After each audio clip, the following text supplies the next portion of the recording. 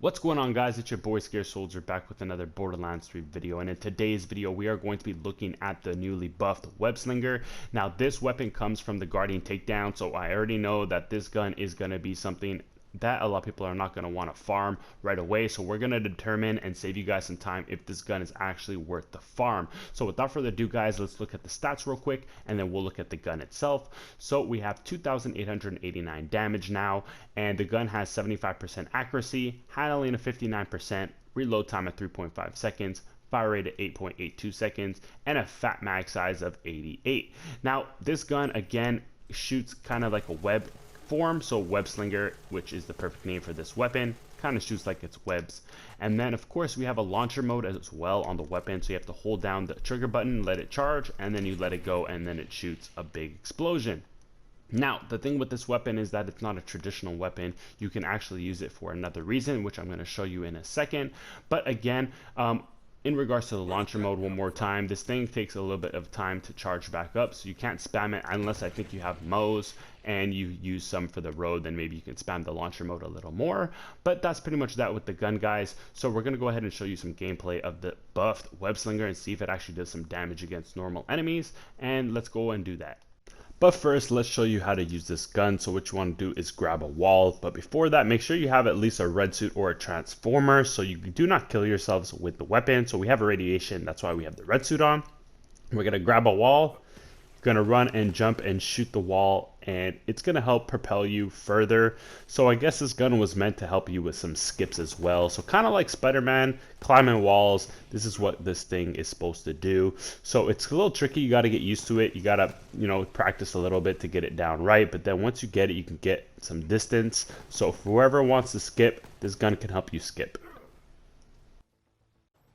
Alright guys, let's go ahead and test out this weapon on some trash mobs just to get a feel for the weapon and just to see how well it does against normal enemies, because initially this gun did not do whatsoever any type of damage, because it started off with about 1,000 damage, and 1,000 damage for an assault rifle is extremely low in this game, especially on Mayhem level 10. And I think there was reason for them having it at such low damage was because it was really to basically wall climb, because if they added a lot of damage to this weapon, you would really kill yourself very easily. But also what people would do is they would actually farm a level 1 version of the weapon, so the damage was so insignificant that you wouldn't even need to use a red suit or a transformer shield at all to withstand the damage of the gun while you're wall running. But this gun was basically useless for everything else. But now with that increase in base damage of about 2,000 damage increase, we are able to actually do some damage against normal enemies as well. So the fact that the gun is not only used now for wall climbing, but you can actually go ahead and kill some enemies with it is quite good. Now I highly doubt that this weapon is actually going to be good versus bosses, to be honest with you. I can already tell that it's going to be lacking in that damage department. But again, like I said, I don't think this gun was ever meant to be one-shotting bosses anytime soon, unless there's some secret build that I never heard of or some weird interaction from the gameplay that you guys are seeing. This gun, it can hold its own, but again, it's not going to be one-shotting any boss anytime soon. So that's the thing.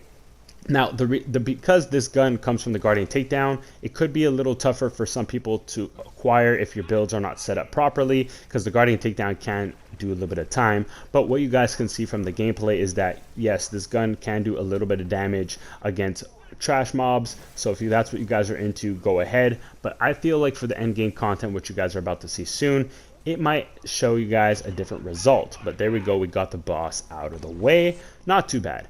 So we're at the Maliwan takedown, guys. Some end game content for you with the weapon, and we're gonna go ahead and try to get some kills with flak, and we're doing all right.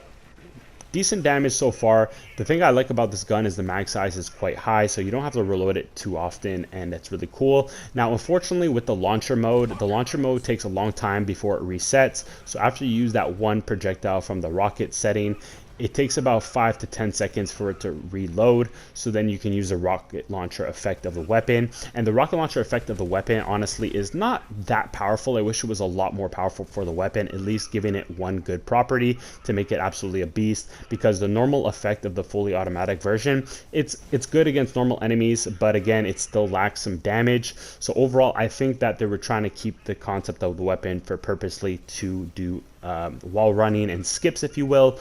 But I honestly don't even see the purpose of that, because there's already so many ways we can do skips hit the Guardian Takedown anyways. As long as you pair any character in the game with Speed Demon and Snowdrift, you can pretty much make any skip in the game for the most part. And of course, we also have the level 1 Ruby's Wrath to make weird types of jumps and stuff like that. So the addition of this gun, I mean, there's not that many areas where you're going to really use it anyway.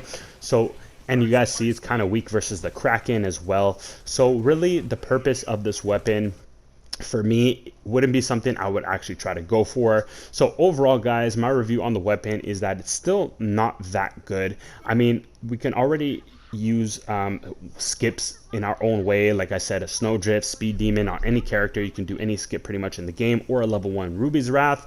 And there's a ton of other better assault rifles in the game. So using this for actually killing enemies and stuff like that, it's not going to be worth your while for farming this gun, because the Guardian Takedown for some people, or most people actually, who don't have God Rule stuff and all that, can find the Guardian Takedown quite long to farm. Especially you have to do about 30 to 45 minutes of content for most casual players for in the end result to maybe get yourself a monocle out of the Scourge. And then that can be quite demoralizing. And then to get yourself a weapon that doesn't even perform that well, I would say is not really worth it in the long run. So I hope this video helped you guys out, make your decision easier, because this gun, as you guys see right now with the Guardian Takedown, absolutely shoots marshmallows. So it's not really worth your while. So I would say save yourself some time. Don't bother really farming this gun, guys, unless you're absolutely curious about it or your friend gives it to you. But honestly, I wouldn't waste my time. So that's my review on the gun, guys. I hope you liked the video. I'll check you in the next one. It's your boy Scared Soldier signing out. Peace.